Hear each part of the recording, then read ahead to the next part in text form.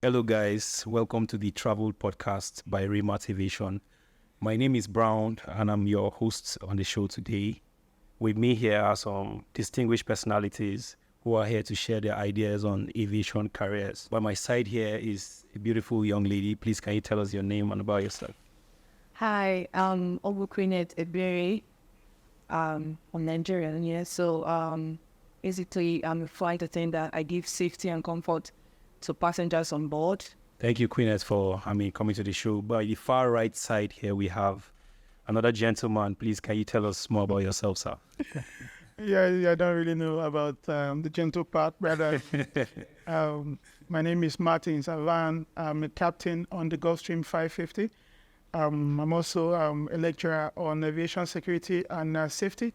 I've got about 20 years of experience, let's just say almost 2 decades of experience in the aviation sector, and I'm looking to, maybe cast my perspective on the topic and discussion today.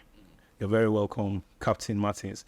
Please, on the left here, we have another gentleman. Please, sir, can you tell us more about yourself? Okay, my name is Engejira Wiche, also in Nigeria, and a flight dispatcher, being in the industry for 2 years at Carlton. And habitually and sure to it. All right, thank you, Mr. Iberi. You're welcome to the show. So moving forward, we have questions to ask these people here who are, I believe that they have very solid inputs, to offer. The first question here is, what career opportunities are in the aviation industry? What are the best career opportunities available in the aviation industry? I'll direct that question to Captain Martins. I think he's already ready to give us some.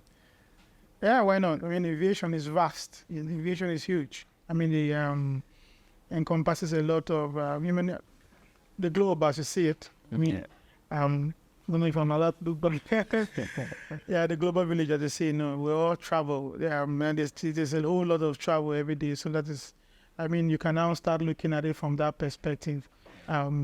The quantum of migration or people moving from one place to another gives rise, to aviation. So when you talk about the careers, you have to look at, what is necessary for travel. When you leave your house, you need transportation to the airport. When you get to the airport, you need someone to take care of your bags. You need, when you get on board, you need a pilot to fly you. You need a cabin crew, for your safety in the cabin, for your comfort on arrival, you need immigration officials. And then those buildings, you talk about the airport, having the land side, the terminal, and the air side, when you transition through it. Yeah. In our world now, there has been a lot of security in place. Even the designs of the infrastructure, talk about the escalators, elevators you're going to use in these facilities. And so careers will go from engineering maintenance. Talk about picking up your bags at the baggage, at the belt, at the luggage collection points. You talk about, customer reps for the airlines, from check-in, to onboard the aircraft, and to your destination when you arrive. So aviation careers, they span. You could think of every career in the world. You could think engineering, aviation experts have to be engineers, to do the work. As regards the aviation side, security, you have to have, the flight crew. You have to have even drivers talking about their vehicles within the RAM. On the air side, it's not going to be the same thing like we drive on the road because there's special safety structures put in place on the air side. So you have to be, trained especially to drive around there. Maybe you're moving luggages between the aircrafts and the arrivals. You're sorting out, you're looking out for, security personnel. So aviation careers is really huge. But I could niche down, to flight operations, because, this is my area of expertise, where I interact with the most with other personnel, where I interact with cabin executives, cabin crew, and the beautiful Queen had said, what she does. And we interact with dispatchers, just like what you said, you understand. For me, as a captain, or like the jobs that are most important. Okay. You know, I mean, I cannot go anywhere. I cannot take off the airplane without a dispatcher. In my niche, I need cabin crew, I need dispatchers, I need security. Yeah. You know, I mean, I need the depending on which sector you're flying in. You're flying private. There's a little bit of less concentration of the chain of workforce that you need. Yeah. You know, so talking about the careers on the ramp, you know, from pilots to cabin crew to dispatch personnel to check in at the front counter, you know, I mean, the customer service personnel.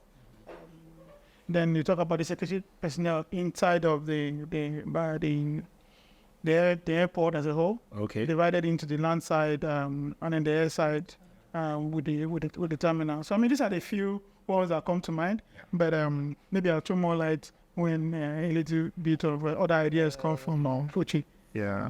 More for. Okay, yeah, said a whole lot of the carriers. To me, I tell people that like in the aviation industry, we practically deal with almost every field.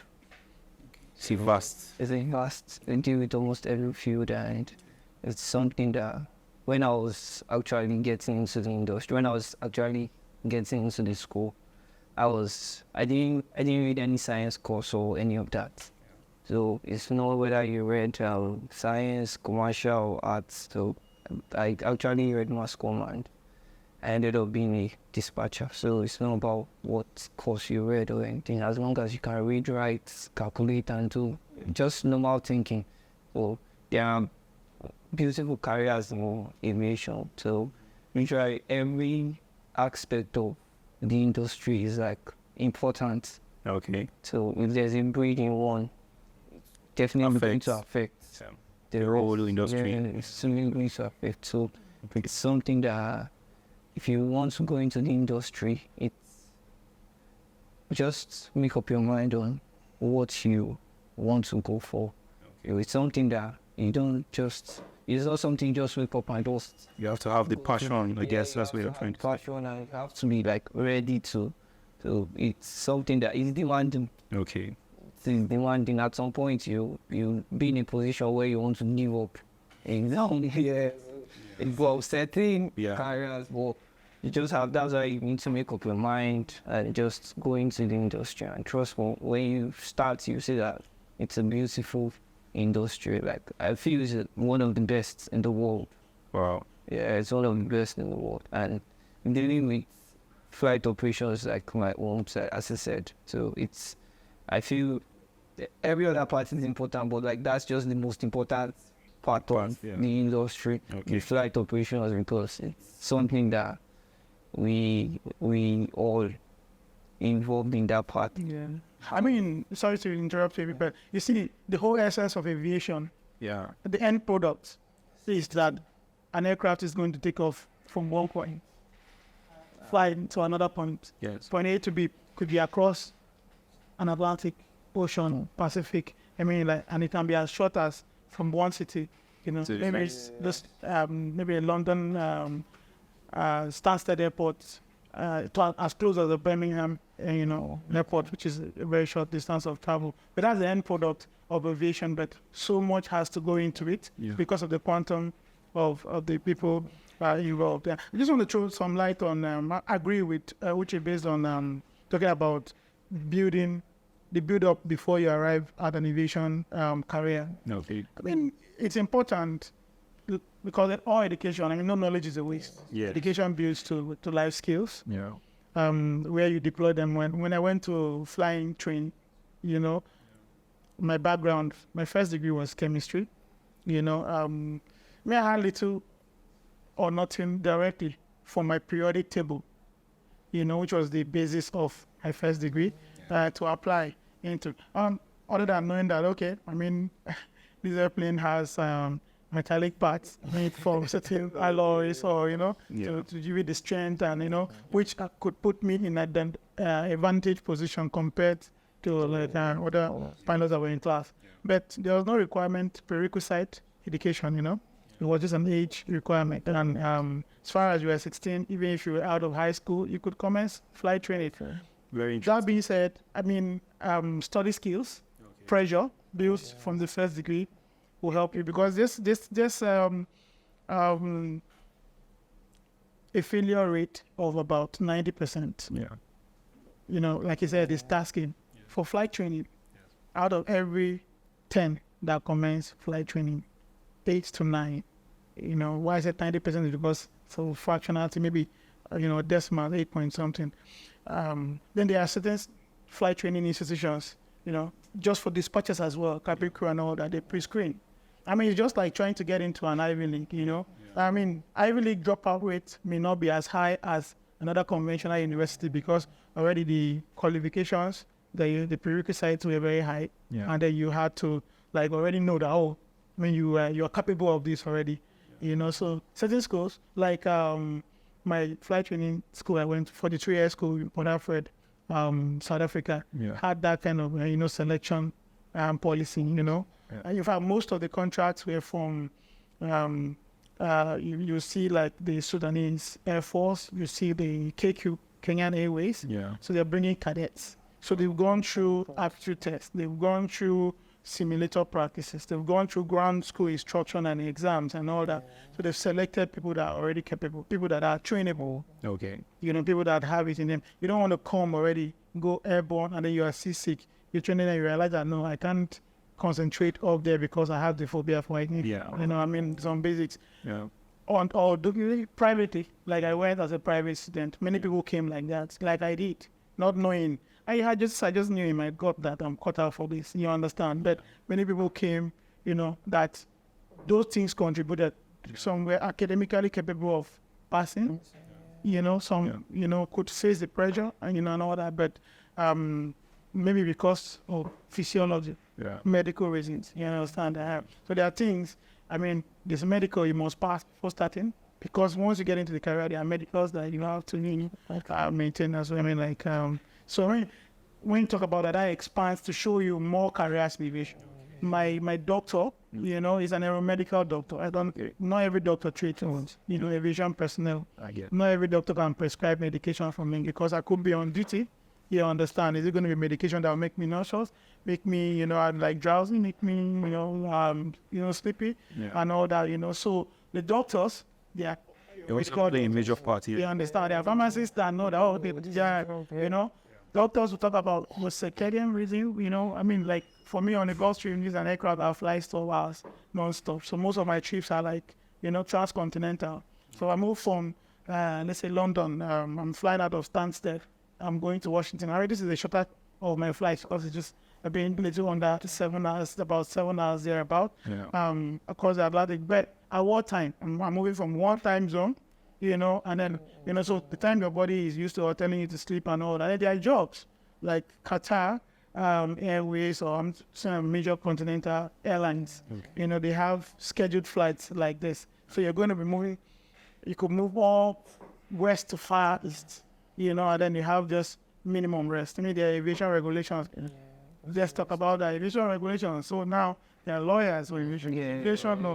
So every day they are nothing. So like PJ said, we don't have to look at it like, I study mass comm, or I study chemistry. There's something for you. If you're a lawyer, there's aviation law. You can niche in, and there are companies that have with it. I mean, you could join a brokerage company that buys it. You understand? I mean, for third parties. If you're a doctor, you can niche into, doing your medicals for, aviation practitioners, could be pilots, could be cabin crew, could be testing, all of us undergo testing, for narcotics or, it's a field that, we're established that why are we putting in so much effort in transport that the end product is just moving from A to B? It's because of the quantum. One airplane, an Airbus A350, an A380 can take 500 people. So imagine, it's a calamity if something were to go wrong. You understand? That's why everybody is so important. Charlie, just to talk about like the different careers and different places involved. Like you said, there's so many you can whatsoever skills you have, Yeah. you could. Yeah. Even if you're a media personnel, Yeah. as in those times you feel like there's nothing for media personnel In the aviation industry. everybody has their own role to play All right. in the aviation industry, and it's just for the reason it's just like as I said, from point A to point B, but it's just basically mostly about just safety. All right. Really. That's just Okay, thank you very much for your inputs, gentlemen, on that particular question. I would like again to, I mean, you Captain and Uchi talked about training. Yeah, he talked about training, and this brings us to the question: what is the cost and duration of training in the aviation industry?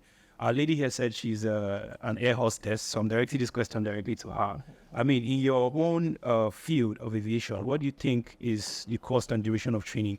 And is it affordable? Is the cost affordable for somebody who wants to venture in the aviation industry? I mean, what is the cost and duration of training in your own, industry, your own section of the industry? Okay, in my old school industry, Yeah. it costs, it depends on some people, but to me, it's okay. Okay. Yes, it's an average cost. Okay. It's okay. And God does about the cost the time.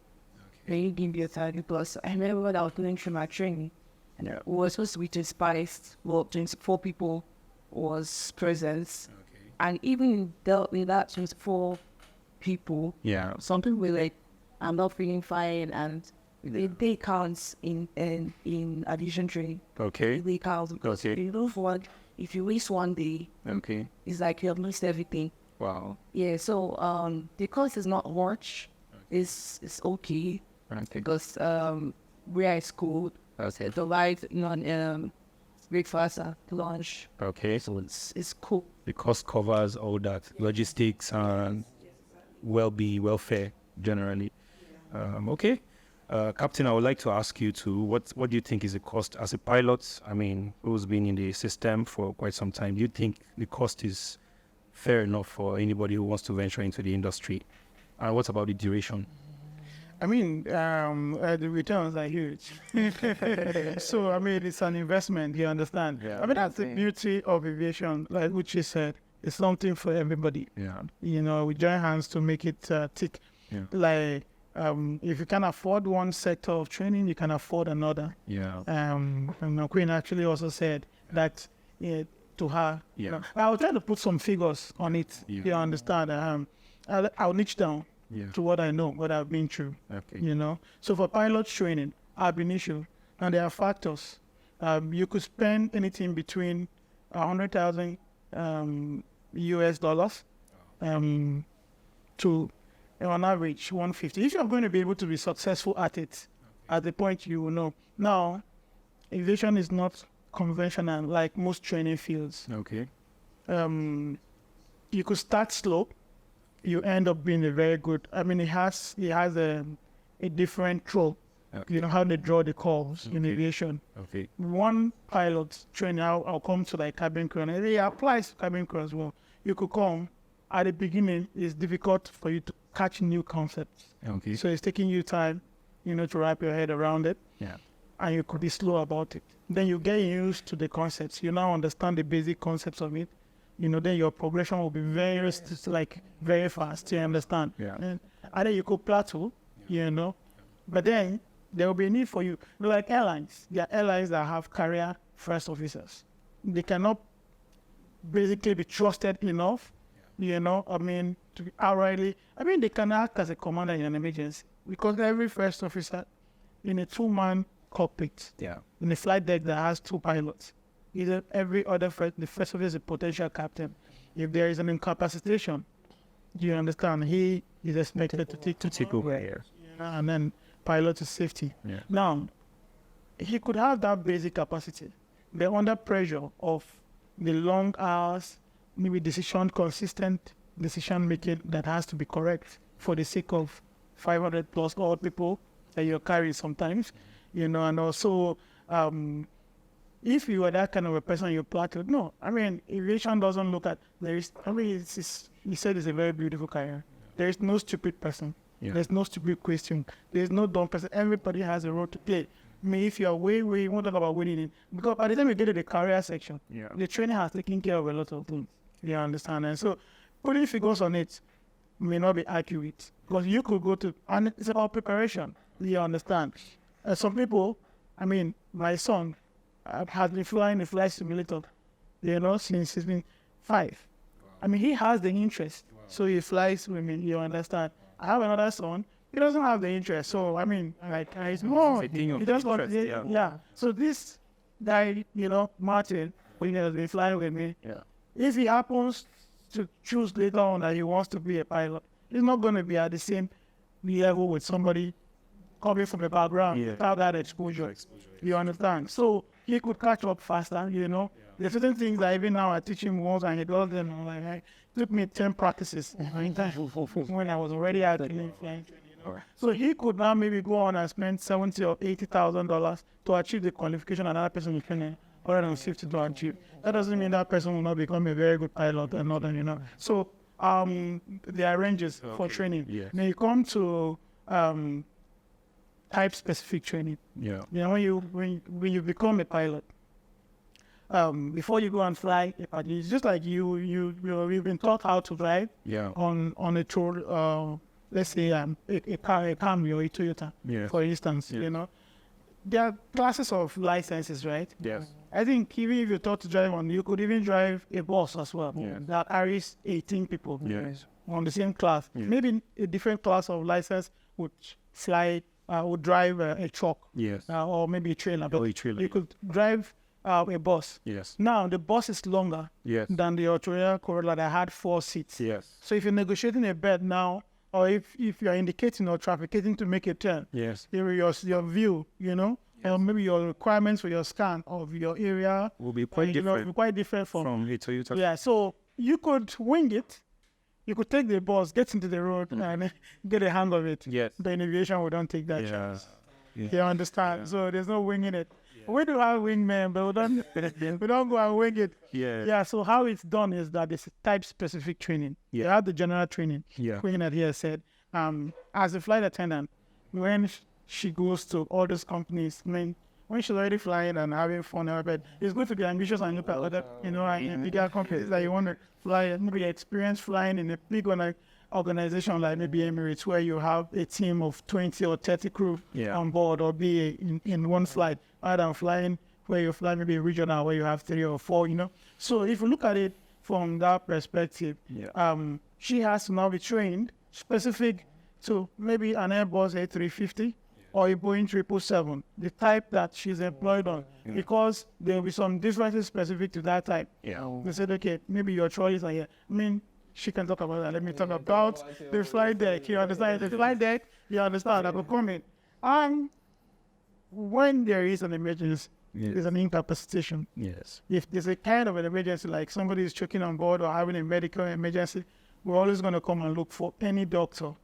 You understand? We don't care if they are not a neurosurgeon or, a cardiologist, where somebody's having a heart attack. Any doctor is better than the rest of us.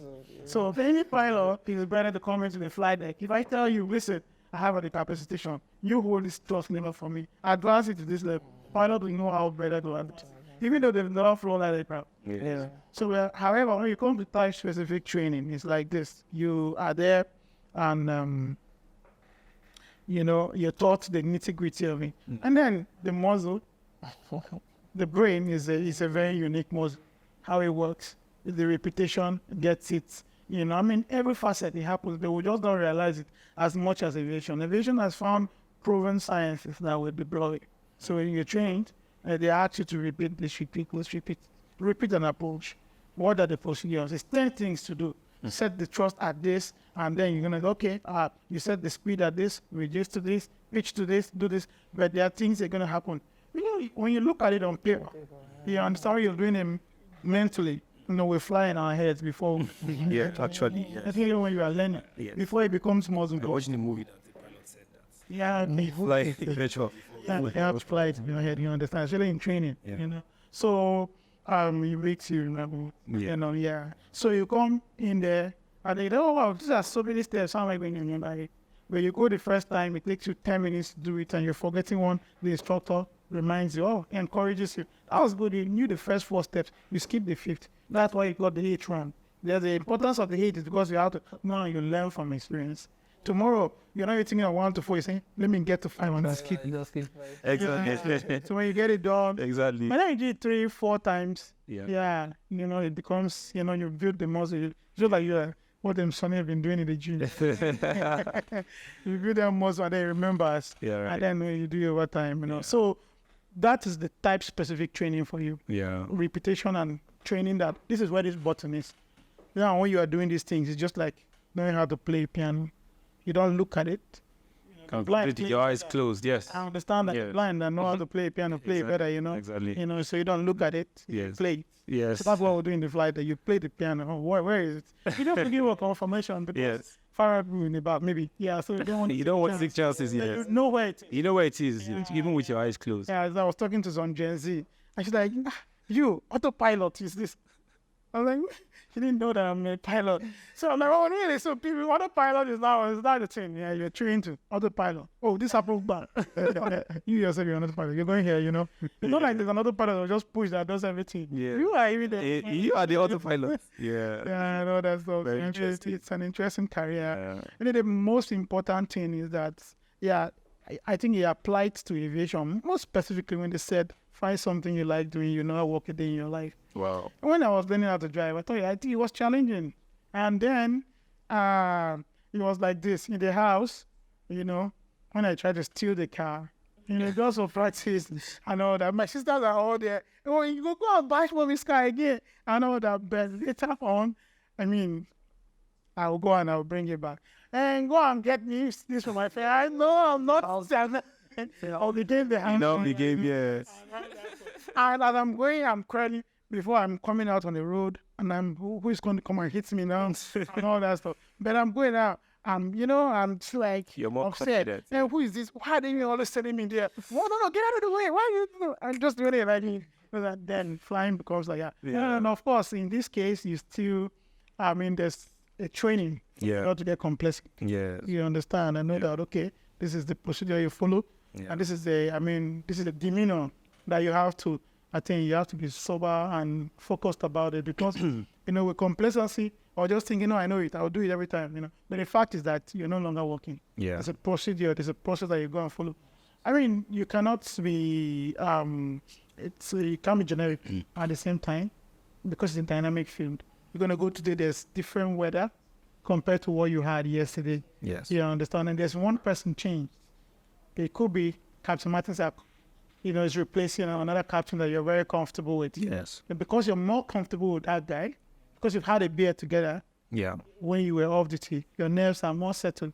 I mean, it's same thing happen for a captain because I'm flying with some guy I know, he's almost a captain. I would recommend him to become captain now. But he's just waiting to build the time. You know, there are structures in aviation. Yeah. So I'll be like, okay, you know, do this, I can delegate to him. Yeah. But there could be a new person that just checks out online training. Or, you know, he's good enough, but still you have to, you know, your nerves already wake you up. Yeah. That listen, I mean, you have to, you know, supervise him as well. You know, you check each other, you know, I mean, it's a fine field. All right. So there are the careers, the cost eventually, my point at the end of it is that it's worth it at the end of the day. And you will get something in the different fields that you should be able to, you know, afford. Then again, there are the options of airlines. I mean, there's sponsorship, there's cadet programs, there's, you know, I mean, scholarships that you could come about depending on what niche you want to carve for yourself, what personality you see that you have. I mean, it's always good to have somebody in aviation guide sometimes. Yeah. You know, if you're up to, I always talk about my own experience, not because it's the best, but it's what I understood the most. Yeah. People have, you know, different ones. Yeah. When I wanted to be a pilot at age 7, it's just because, you know, my sister had made me watch some Air Force movie. A bit later on, when she saw the interest I had, in that how I stuck to the screen, because I wasn't a screen person. I'm Yeah. pretty sure when I was, Yeah. I loved outdoors. Yes. I was the guy for the dirt and Yes. the bikes and all that stuff. Yeah. So I paid attention on that occasion. And okay. So I grew up a little bit. So I owe a little bit of my decision making to her. Yeah. So Matilda, she now rented. We had a rental place that we registered to get movies during the holidays. Yes. Yes. This time I think I was already in secondary school in JS1, and she rented the Top Gun for me. Top Gun. Yeah. Popular So I Top was Cruise. married. I was married, and then I was convinced that So later on, my interest picked up more. But I met somebody in church afterwards. He now told me, everybody was. I mean, they took us to, a section where there were lots of young people with energy talking. And the guy was like, "You are so calm. Like you could be a pilot." I never forget it. So it struck me. I mean, there's so many other things to check, medical wise. I mean, you have ECGs to do. There's a medical that will check. Yes. You let you know in the long term your lungs. I mean, like things. Yes. Are you cut off? Or will you be able to? Or do you meet the threshold of health Yes. for you to be able to go into this career? All those I didn't know about. But with this one affirmation from this person, Yes. about personality wise, Yeah. I felt like you're so calm. Yeah. So I now started asking about it. Why do pilots need to be calm?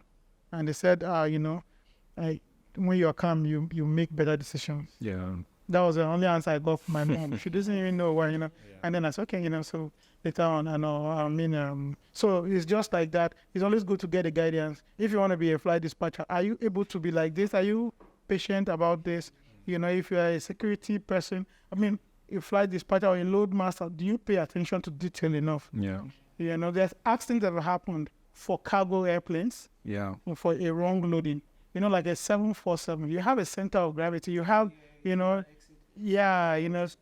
things that you have to do. Yeah. Just something that's why every aspect is important. Okay. Okay. Because like most people, I know majority of persons don't know about flight dispatchers. Because sometimes when I tell people, "Oh, I'm a flight dispatcher," they keep on asking more. They don't know that without you, the flight won't go. Normal dispatch. Right. I just try to just explain to them like in the best way I can, because it's you can tell them that, listen, the dispatch rider dispatches your gift or something, your parcel to you, right? Yes. It gets to your doorstep. Yeah. I dispatch the whole plane to get to this station. That's solid. That's yeah. and there's so many things it's that, like you said, you have to be calm. Yes. So regardless of, there are some certain careers in the industry that you need to be calm. It's not like as if, but you see that period you are working, you might be a crazy person outside, but when you come, You have to get it together. and there's something like when I was in school, then like always refer to your if you are lost. There's an SOP for everything. Yeah, you will always refer to your own, because it's better you refer to your own than for you to make that mistake. So we tell you always very be calm, because there are sometimes you would have some certain, like there was a period I wasn't feeling okay to go to work, and I was like, I had to call in and tell them that please, I can't come to work because of I am not 100. Yeah. Yes. so I don't go to work.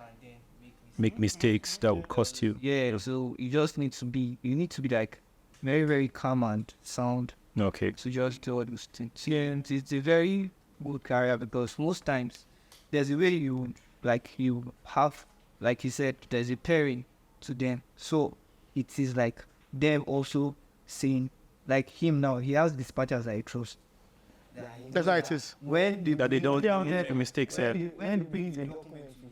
he just he might just start to do it and just say, okay, sir, and decide. She's relying on their Knows that this expertise. person, Yes. I trust this person. Yes. So it's something like Just change. he has things that mean to know that this person knows the work and knows the interpretation of every mistake Okay. that might happen. Okay. So that's just how it is. And for the aspect of the law, most times I just feel, you look at how much you pay Look at it. to the school. Okay. Then you call I tell you, you get your loan back. So time to specific trainees. for aviation. I mean, when you niche down to pilots, especially, depending on the aircraft type, you understand. I mean, you can, if you go into like commercial aviation, the big players there is Boeing, Airbus. The ratings there at maybe between 20 to 60,000 US dollars. Wow. And the type rating takes about 4 weeks to 4 to 5 weeks. They're about. Then when you come into the private, the corporate aviation sector, kind of, on top of the line is Gulfstream, of course, and then there's Bombardier, and then like competing quite closely there. The Embraer, but there's about the uniform range of pricing for the type rating for pilots as well. Somewhere between 20 to, you can go up to about $120,000. Wow. Maybe like for the Gulfstream, the newer models like Gulfstream 700, the G650 even could be about almost $80,000 to $90,000. And it is fluid. The move is based on demand, and maybe post-COVID, the demand went high again after aviation and travel like reduced. So the prices went up, as we know in economics, with higher demand. But when things stabilize, and then there's competition between training companies. You could have flight safety, you could have CAE on the global scale, and then you see how some airlines train on their own, they have their in-house training facilities, and then for everything from pilots down to dispatchers, cabin crew, and all this. So it also depends on that. If you have like a training within your region, and maybe it's a class that can take a couple of people. If they get only 4, they're going to have the same fees for instructors, to bring them from other places and all that. So it could be more expensive. At another time, it could be a quarter of the cost. So there's a lot to be considered there, That's why the consultant Dynamics. Section of the aviation industry is quite huge, because you can get all sorts of things. You could even buy an aircraft for half the cost of what another person is buying the same thing. Based on the cost, but like we said, you don't look at that. You try to get the best deal you can at a point in time that fit it into your planning. Okay. And then once you get in, there's lots of trainings, on the job trainings. I mean, literally, in aviation, you never stop learning. That's very interesting. Yeah, you never stop learning. And now on the job, the operators have responsibilities for your training as well. You have responsibilities for some trainings. There are innovations, I mean, as a pilot, when I was in flying training, I was training on the 6-pack, and now the 6-pack. Yes, the 6-pack was distributed. I was trying to process that. By the time I was finishing that training in the airlines, there's glass cockpit. Yeah, there's a glass cockpit, and then they transition them to the EFIS. Very modern equipment has been integrated in this. So you have to, be retrained, unlearn old things, relearn new, and all that. So this way. All right. That's a very good one from everyone on cost and duration of training. I've heard a lot of people say, I mean, when you tell them that I work in the aviation industry, they'll be like, you be big man, or you're balling. Or I mean, I feel like the industry is a very lucrative one, which brings us to the next question. What is the industry standard pay? I mean, what is the standard pay for people who work in the aviation? Is it something that, I mean, I should just drop everything I'm doing now and jump into because, man, I really need to get rich, you understand? So what is the standard pay in the careers in the aviation industry? Can anybody help us? Is there like a standard measure? To my own knowledge of maybe the pay, it's a very good, you have a very good pay, but it comes down to the airline. Every commercial airline company, they have their own payment plan and structure. But trust me, like for dispatch, I know for dispatch, you going into dispatch as someone with after your training and you get employed. I know this starts people off with above, let me just say above 150.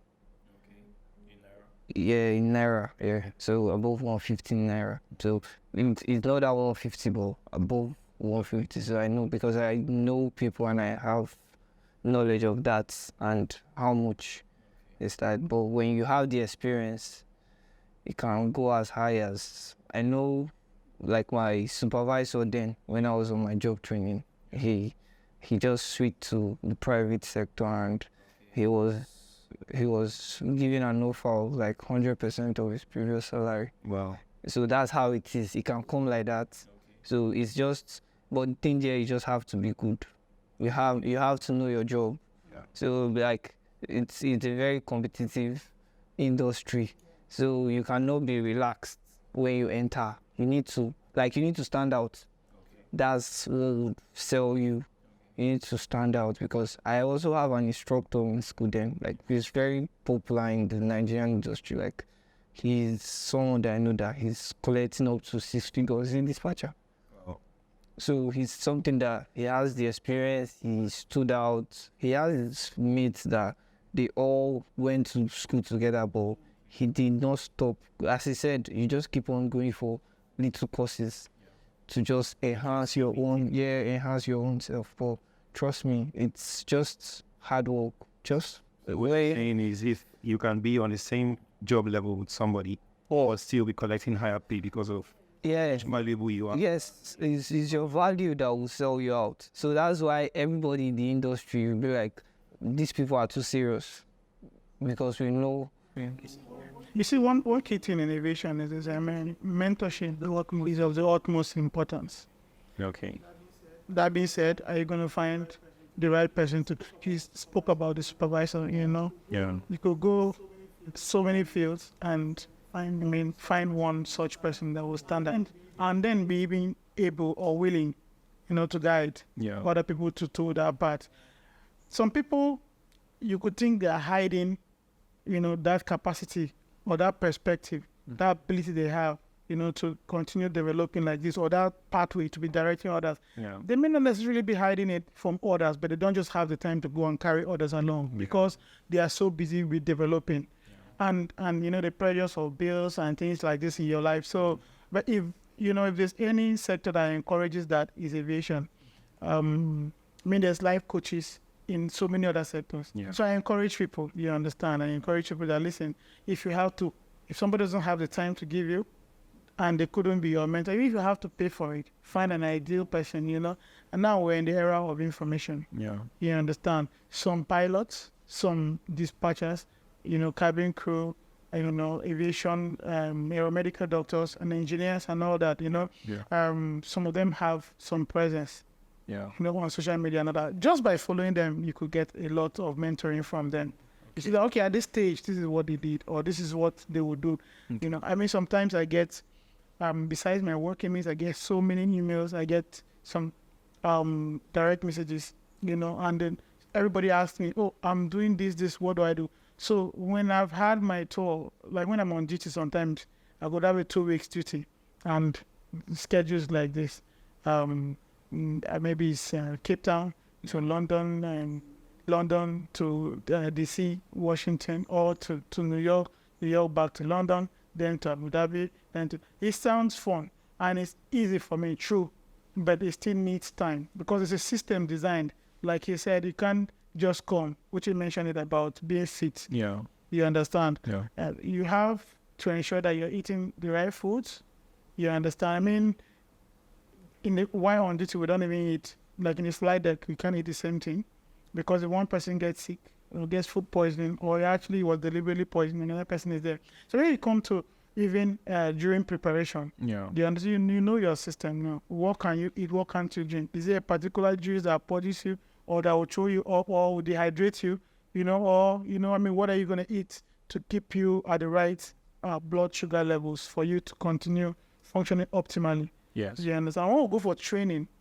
For instance, initial training. or initials, like for a type, tell you this is not the time. If you're a smoker, this is not the time. It's not encouraging aviation. I mean, your medicals are not going to be passed for as long as somebody that's a non-smoker is going to pass. So it's your choices, of course. You understand? I mean, if you choose to do this, when you fail your medical, you've lost your lease of life. So I mean, so we know the importance and all that. So it's okay. But if you're a smoker, that's something your decision about how long you want to work or fly or pass your medical. But for now, don't change. This is not the time to change your, if you go to the gym every morning, like you do, carve the time and then come for training from that 8 o'clock till 5 o'clock every day.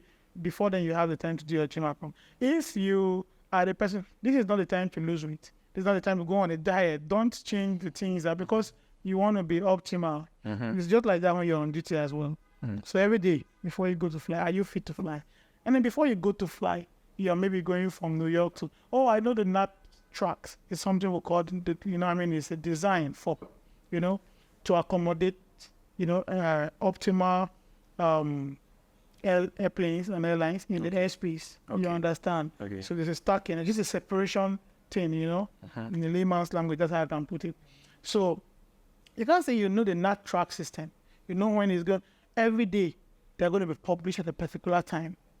You understand? And this is what you're going to get. Your dispatcher, and all that is going to file for you for a particular track and everything. So you know that this is on this track, then this is the weather today. So there's flight preparation that's going to go into it. Okay, now you have emails or you have contacts. Some people, when you make a post or you came online, they say you came for them. And they could be 100 or 200. And some of them are cousins and all that. They want to do this. So I have this person that even knows how to do it. He doesn't even have to spare 1 minute for me to tell me that, I'm going to fly school. Should follow this path and this path. And maybe by the time you arrive after an 8-hour journey, you have maybe 8 hours, this minimum rest. Sometimes that is how much you have to turn around. So time management comes in. Now, what am I going to transition from shutting down the plane, doing everything and all, and then going to the hotel, having the rest or whatever your meals are, and then getting the sleep across time zones and all. So sometimes it's like this. But then when you're off duty, sometimes you have time to go into this. So for me, I make it a point, I fitted it on my calendar when I'm on off duty. This time I'm going to go into emails, into DMs, and search for the people and see what I can give back. But it's huge. You understand? I mean, so maybe rather than that, there are other people that have retired from flying or from dispatch or from being aeromedical doctors or engineers in the airport that could, that's one thing we're not doing so well in some parts of the world. And when I go for aviation trainings, most times, I lost my medical. There's some instructors are old and bad. They've passed the age of flying, but they can pass on the knowledge. Yeah. In some parts, many people, those facilities are not even there. So people just may go to the grave, sadly, with their information, with the knowledge that they have. They not even avenues to mentor others. Some want to do it, but there's no connect between those that want it and need it and these ones that have it. You could be looking, maybe somebody is actively focusing on me right now, but I'm busy with my flight. I'm on this podcast now, I'm missing some calls and everything. But there are people that have that time. So there's work to be done to connect people to, And when that happens, people can optimally earn. You understand? Some people just need one or two different. Queen was talking 2 weeks back. I was in Farnborough. So I had a little bit of time to spare. There's that of Cabin Crew Training Institute at TAG. TAG Aviation is a company in Farnborough that is like premium with training. So they do silver spoon for flight attendants, for VIP cabins. They do. There is food safety. There's food hygiene and, lots of things like this. Some things are quite very basic. How you must make your hair and all that. But, as basic as they are, information, if you don't have it, you don't have it. You will not apply it. You understand? So they put together these classes, and then by the fact that you are trained in them, if you come and work on a VIP cabin here, your presentation is going to be different. How you even attend to high network individuals that want that service. That could sell you better. But you could be there. I bet maybe Queen has not been considered that. But if she talks to some other people, this is one thing. If you look at her career or her CV, this is what is missing. Fit this in here. And then you could earn twice or thrice what you're earning right now. Yeah. You understand? Also comes with recommendation, and exposing yourself. And when you add this qualification, putting it on the right channels, you understand? Is it on LinkedIn? Sometimes people just take it for granted. And no, that I did is not important. It could be just a course on Udemy. It could be a skill that a particular person is looking for, that I need the kind of dispatcher that is also savvy in PowerPoint. Yeah. You understand? Because of how we do, because we will need him to now help to train others or just prepare the presentations to give to, or we want the information presented in a certain manner. We don't want this generic type that you were taught in school. It's not then for you as a dispatcher to know that, okay, I was taught that this is my dispatch report. This is how it's going to be. But this company, this is how they do this. Do you understand? They have a PowerPoint. Do I know how to use, the office so well, that I could actually, use the PowerPoint to present it, and make it, just that format they want. Or even be, out of your own ingenuity, forge a new way to do it that is better. And they're like, wow, this person is adding this kind of value. We want to give him more. We want to pay him more. Okay, we don't want him to leave. This is how much can. So sometimes there's tiny bits of courses, and in other areas, you could compete. There's healthy competition in aviation as well. You could compete. You could be doing all the things to get ahead of the next person. But in aviation, you don't want that. When you have a knowledge, you want so much knowledge. I used to fly in the airlines. So, we were kept in an accommodation where we were mostly first officers. Captains used to like another accommodation. So we had line training and everything. We go and fly with this captain. So there was a pool. We'll come back, we'll order pizza or one person orders. There was a kitchen. Aviation, people feel is, when I came in, that was my first job. Even the conditions. So I was given accommodation, I was given a phone that was loaded with airtime for my calls, I was given internet, I was given TV, DSTV. They did everything to make you comfortable, right? Then the kitchen in that facility, you had a maximum that you could sign for. And it was way above what we could eat. The day that you have a guest, you could even have to take a friend of yours. Because no, you sign on his room. Just giving you an example. It was very, very sufficient. So because of those things, when we came back from flight, everybody would just come down by the pool. We're sitting together. Oh, man, I flew to Abidjan, from Lagos. This is what the weather on that route. I went to Luanda, Angola. Another person on my London flight. Eric was flying daily to London, flying every 2 days to New York. And then the whole region, the West Coast Africa was covered, and then the domestic flights. So there was this exposure. So even before, next time, some of the experiences of other people, a friend could say, when I was flying to Luanda, or this was, where is the weather that bad? But you're crossing, the equator. This is how it's going to be. It's the eye, around this belt, this is what the weather is. And, we used to take cues from other people. Oh, I was coming into Accra, and because there was traffic congestion. Oh, really? Oh, I was this close. Next time you go, you're like, I'll try and keep 10 miles separation from this person. If the air traffic control doesn't instruct me to. By the way, when you talked about carriers, and that is one very important aspect of it.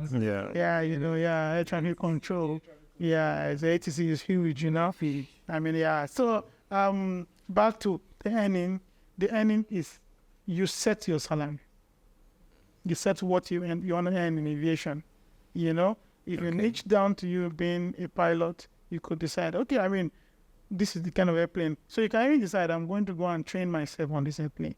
And then I'll look for jobs in that. And then there could be a time you're taking low because you want to build experience on that particular. But when you've gotten to that stage, you see people calling my last job, I sat on my phone rank.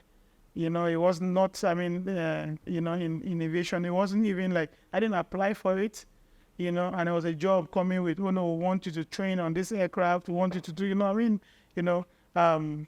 because of previous, kind of trainings that you put in place.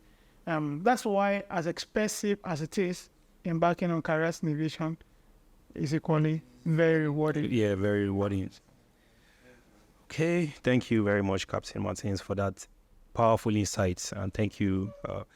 This brings us to the last item on our agenda, which is safety in aviation. Safety in aviation. What are the measures? What are the causes or the things from a layman's point of view? I mean, how can you, ensure that there's safety in the aviation industry, especially from, the air hostess point of view? In my own industry, safety for passengers is our priority. Okay. Comfort also is our priority. So, especially during an emergency, Okay. safe. Even if we're panicking, Okay. to make sure that our passengers on board are safe. Okay. Yeah, and also, I also want to talk about what you said the last time. Okay. When doing landing, Okay. you see some passengers start losing their seatbelts. Okay. Yeah, and if you can, you call. They'll always say, "Sit down and fasten your seatbelt. Sit down and fasten your seatbelt." Well, you see passengers, that's when they start putting on their phones and devices. they start putting on their phone and removing their seatbelts. Yeah. So, sorry, Scottish. What you're saying is the plane has to roll to a stop before people take off. Okay. Okay. Okay. I mean, it's an instruction, right? You just follow instruction. When you were told, the travel executives will tell you it's not safe to. You get the signal. Because in the briefing, like she will tell us, they tell you what signs to look out for. Seatbelt sign is on the sign. It's all names. You can it's also there's even on board. You see some passengers that are not smoking, going to the toilet. That's why we always brief and for takeoff that the smoke detector is always on. So in case you want to spoil it or there's smoke, it will give us a signal to allow us that you are smoking. So it's not allowed on board. Okay. It causes damage to the aircraft. Even the hair there. Yeah. Okay. So that's part of it. And what else? Yeah, that's part of safety. Barring. Safe and out. Okay. All right. So thanks, Queenette. Mr. Uchi, can you give us your own take on? Usually I don't mind taking just a little bit to add. You see, for us, you are down there. Yeah. We are, in a flight part, when you flight off, you understand? Yeah. Which, that's a critical part. But once they shut the door, if you go back to dispatch, Okay. there are air crash investigations that we study to see, for long haul flights, you're still in touch with your dispatch. They're updating every time. weather has changed here, this and that and all. You also, back then, now, there's been changes in engineering as well, the aircraft. But back then, they are mechanics, they're engineers that are on the ground.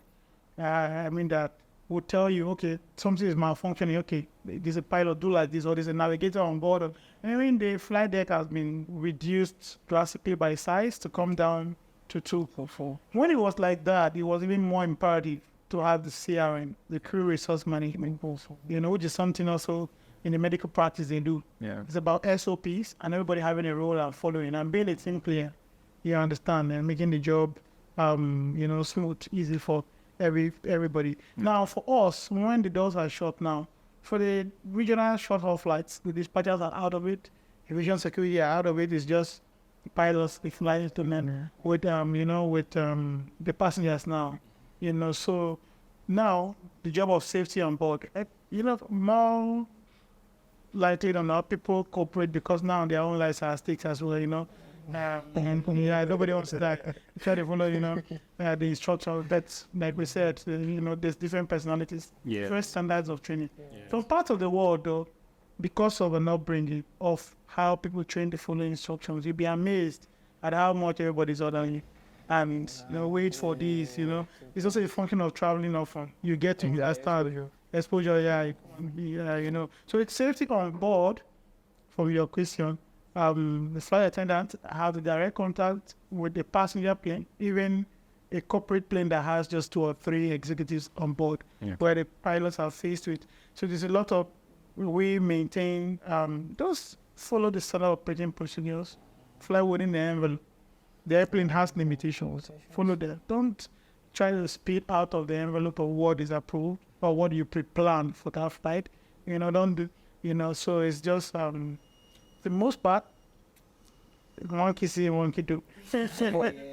Follow it out, we're reading down the exact signs, and then, for them, they now get to worry about now different people. Somebody could have one different medical condition than another. Yeah. That's where they comfort and then what they want to eat and all that. So using the convenience, the services that the another person's priority wants to go and smoke while and go on while another person is just so. Yeah. Yes, sir. Then circumcision and back to last time I traveled. Okay. We had one or really passengers on board. Okay. So she was, when you're panicking, some people, they don't like flying. Yeah.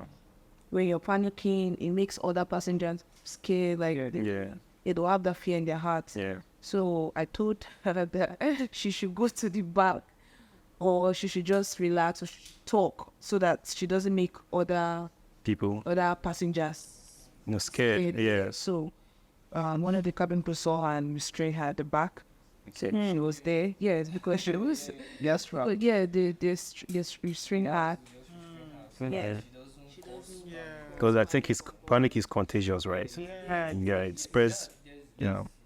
Well, most times people will be like, see the cabin crew, like, oh, we just have to talk and just push. And they teach them a whole lot in training. They at least to an extent, I know they teach them about. Yeah. Yes. We are the eyes. They are sensing that like it's something that they could look at you and they will read like, okay, yeah, it's just for you. But most passengers are like, okay, I'm good, I'm listening, but they actually know what they're saying. So most times I just advise you just listen because these people they've gone through this training. Yeah. They know what to do. It's just like that's why most times I had one incident. I had to tell the guy like it was something that he was actually the cabin crew was like asking a question. Okay, do you have a family on board? And he was seated at the exit seat. Yeah. So like once you have a family or a brother or a sister or a girlfriend or whosoever, as long as you guys are close, they advise you not to sit there. Oh, for real? Times, yeah. Because of it gets to a point where there's an emergency now, and all of us were inside now. I'll hold that door till everybody crosses. Wow. Regardless of whatsoever it is, because I want you to come out with me. I want you to survive. So, but most times people don't. I have to explain to the guy, like, okay, yeah, for instance, you have a family. Why don't you go and stay to your family and let that person take close to your family, come to this dentist so that it will be easier in case there's an emergency. He opens the door and jumps out. Every other person follows suit. But you being an adult, there's every possibility of you being selfish to make your family come out first. And that's my that process now, you jeopardize the whole state exit process, all that. So most times I just tell people, just it's something that is not hard. How many minutes will it take you?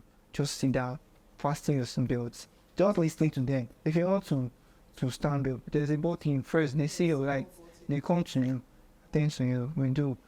So there's also an incident that happened where there was Lagos. I don't know whether this guy was thinking it was just a joke, and then he was smoking outside.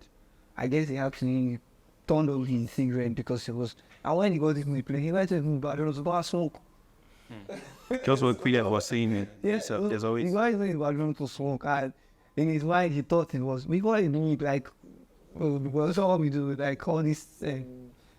Security aviation. Distribution outside, yeah. So when you call like this, they just take you and while they move you, they will take you to the building, like the prison, they hold you. Yeah, until the airplane land on destination 1, and then your bags have to be taken off. You understand? Until the airplane lands before you even. I mean, it's no fun being an unruly passenger at all. Very interesting. Very, very interesting. And also on ground before that process where you with the ground staff also. They tell you walk this way, walk this way. It's single instruction. You when you come to fly, even if you fly every day, there's always a notice they pass across. They know which side is blocked. They know it's just for one safety. So it's something they have this information they pass around gets to them. So every day we check where we was working. Is there any notice of anything? The air, maybe the door, so just everybody working at the airport. It's best to just listen to them, regardless of who the person was, because the person was better. You just know your time of flight, and then you want to go up and just you see some people they'll tell you, oh, don't carry cream, don't carry your body spray and all. Then you start fighting them. I know that, but they know what these things can do. Listen, I mean, from a safety professional's perspective, I love what is happening here, Brown, because, I mean, hosting something like this, this is a disconnect. Yeah. Aviation safety is huge.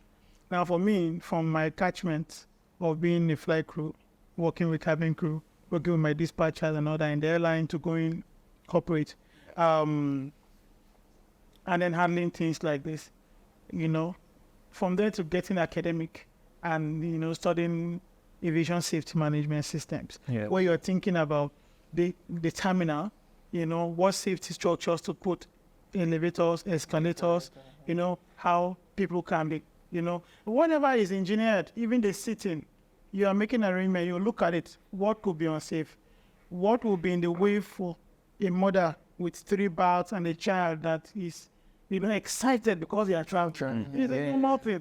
This child is going to run. Are they going to trip over some, like, iron railings or this? And what will be the injury? Yes. You understand? So these are the kind of things that are put in place for the engineering. So when all this is said and done, you know, why is that child running? They don't have the experience. They're a blank slate. They don't even know that, oh, this is, they just are excited. You know, mom is shouting, no, slow down, don't wait for me. And then another child is, you know, I mean, you know how it gets. So this kind of designs take into cognizance things like this. Take into cognizance that, okay, you could have this kind of number of bags, hand luggages now, you have 3 or 4 kids, you have to carry all their bag parts. So there has to be an escalator. Imagine there's a staircase that you have to now start climbing. You understand? Within the terminal to get from one level to another. So, but when you look at all these things, where the information needs to go, you understand, the passengers that are traveling, especially in the developing world, you understand, they don't have this, but because of the era of information we are in now, but people get their information, you understand, also from social media as well, from podcasts like this, from YouTube, which is a university on its own. You know what I mean? This kind of like bridges the gap, you know. Maybe somebody hears something like, you know, oh, okay, this is the reason why they are like, okay, sit and fasten your seatbelt. Think about it logically. The plane has not stopped.